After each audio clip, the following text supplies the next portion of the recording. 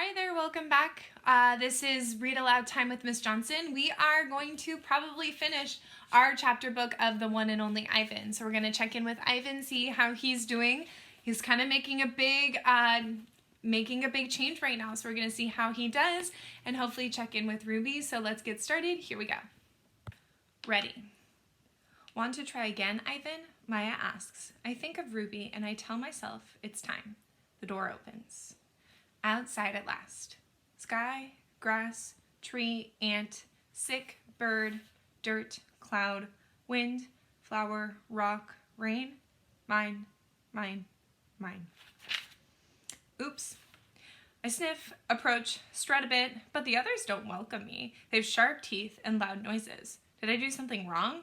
Kenyani chases me. She throws a stick at me. She corners me. I know that she's testing to see if I'm a true silverback, one who can protect her family. I cower and hide my eyes. Maya lets me back into my cage. What it was like. I lie awake and try to remember what it was like being a gorilla. How did we move? How did we touch? How did we know who was boss? I try to think past the babies and the motorbikes and the popcorn and the short pants. I try to imagine Ivan as he might have been. Pretending. The juvenile male approaches. He's eyeing my food hungrily. I imagine a different Ivan, my father's son.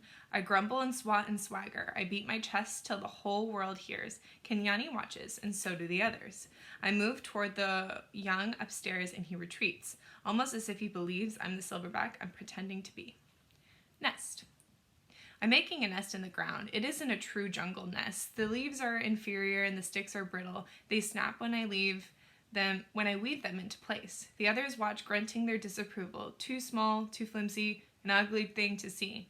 But when I climb into the leafy cradle, it's like floating on a treetop mist. And there's his little nest.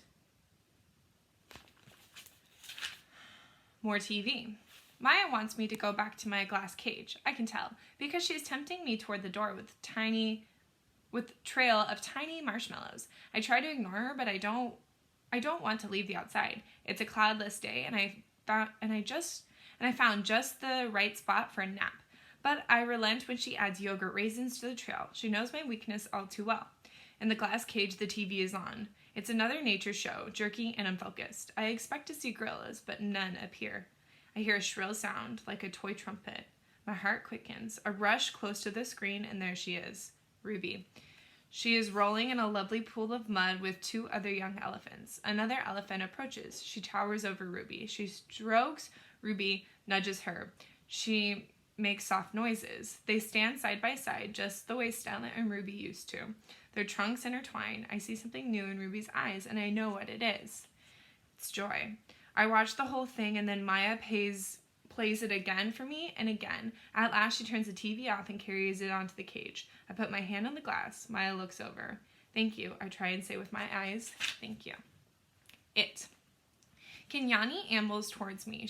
She snaps me on the shoulder. She taps me on the shoulder, and Knuckle runs away. I watch her, arms crossed over my chest. I'm careful not to make a sound. Not sure what she's doing. She ambles back, shoves at me, dashes past, and then I realize what's happening. She's playing tag. We're playing tag, and I'm it. Romance. Make eye contact, show your form, strut, grunt, throw a stick, grunts more, make some noises. Romance is hard. It looks so easy on TV. I'm not sure I will ever get the hang of it. More about romance. I wish Bob were here. I could use some advice. I try to recall all the romance movies we watched together. I remember the talking, the hugging, the face licking. I'm not good at this, but it's fun trying. Grooming. Is there anything sweeter than the touch of another as she pulls a dead bug from your fur? Talk. Gorillas aren't chatty, like humans, prone to gossip and bad jokes, but now and again we swap a story under the sun. One day it's my turn. I tell the troop about Mac and Ruby and Bob and Stella and Julia and George, about my mother and father and sister. When I'm done, they look away silent. Kenyani moves closer. Her shoulders brush mine, and I let the sun soak in our fur together. The top of the hill. I've explored almost every nook and cranny of this place, except for a hill at the far end where the workers have been repairing a wall. They're finally gone. They've left behind some fresh brick and a mound of black dirt.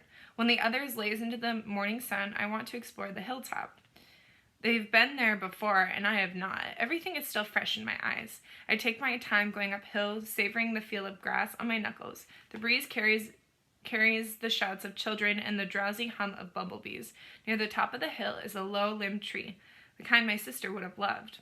The wall is endless, clean and white, stretching far down the habitats beyond my own. It's high and wide, carefully built to keep us in and the others out. This is, after all, still a cage. It rained last night and the pile of dirt is soft to the touch. I scoop up a handful and breathe in the loamy smell. It's a rich brown color, heavy and cool in my palm. And the wall waits like an endless blank billboard. The wall. It's a big wall, and it's a big pile of dirt, and I'm a big artist. I slap handfuls of mud onto the warm cement. I make a handprint. I tap my nose with a muddy finger. I make a nose print. I slide my palm up and down. The mud is thick and hard to use, but I keep moving and scooping and spreading. I don't know what I'm making, and I don't care. I make swoops and swirls and thick lines, figures and shapes, light and shadow. I'm an artist at work. When I'm done, I step back to admire my work. But it's a large canvas, and I'd like to get a better view. I go to the thick-limbed tree and grab the lowest branch. I try to swing my legs. Oomph! I land hard. It's too big to climb, I suppose. I'm too big to climb, I suppose. I try again anyway, and this time I pull myself onto the first limb, grasping for breath. One more limb, two, and I can't find it any further. Perched halfway on the tree, I see my treetop still dozing contentedly. I take in the wall, splattered and splashed with mud. Not much color, but lots of movement. I like it. It feels dreamy and wild, like something Julia might have made. From the seat in my tree, I can see beyond the wall. I see giraffes and hippos. I see deer with legs like delicate twigs. I see a bear snoozing in the hollow log. I see elephants. Safe. She's far away, belly deep in a tall grass with others by her side. Ruby. She's here, Stella, I whisper. Ruby's safe, and just like I promised. I call to Ruby, but the wind tugs at my words, and I know she'll never hear me. Still, Ruby pauses for a second, her ears spread wide like tiny sails. Then, with lumbering grace, she moves through the grass. There she is. Silverback. It's a cloudy evening, chill and drizzly. Dinner is on its way, but I don't care. At night, we sleep in our den, and I'm always the last to go inside. I've been inside too long enough. This time of day, there aren't many visitors, just a few stragglers leaning on the wall that separates us. They point, take a couple photos, then head over to the nearby giraffes. One of the keepers is beckoning. Reluctantly, I turn to go. Out of the corner of my eye, I see someone running. I pause. It's a girl with dark hair, lugging a backpack. A man follows behind, racing to catch up. Ivan, the girl yells. Ivan! It's Julia. I scramble to the edge of the wide moat that skirts the wall.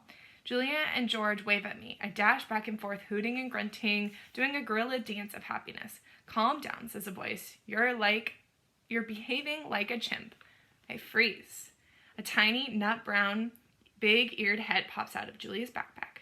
Nice place, Bob says. Bob, I say, it's really you. In the flesh. How, where? Can't find any words. George's job at the zoo doesn't start until next month, so he and Julia made an agreement. She's walking 3 extra dogs to cover my food. And get this, they're all poodles. You said you didn't want a home, I say. Yeah, Bob says, but Julia's mom likes my company, so I figure I'm doing everybody a favor. It's a win-win. Julia pushes Bob's head back inside her backpack. You're not supposed to be here, she reminds him. Ivan looks great, doesn't he, Jules? George asks. Strong, happier even. Julia holds a little photo. It's too far away for me to see. It's Ruby, Ivan. She's with the other elephants now, because of you. I know, I want to tell her. I saw with my own eyes. So, there's Julia, and there's little Bob. We stare across the expanse that separates us. After a while, George pats Julia's arm. Time to go, Jules. Julia gives me a wistful smile. Bye, Ivan. Say hello to your new family. She turns to George. Thank you, Dad. For what? For... She gestures towards me. For this. They had turned to leave. The lamps on the light that light the zoo pathways blink on, blanketing the world with yellow light. I can just make out Bob's little head sticking out of Julia's backpack. You're the one and only Ivan, he calls. I nod, then turn toward my family, my life, my home. Mighty Silverback, I whisper.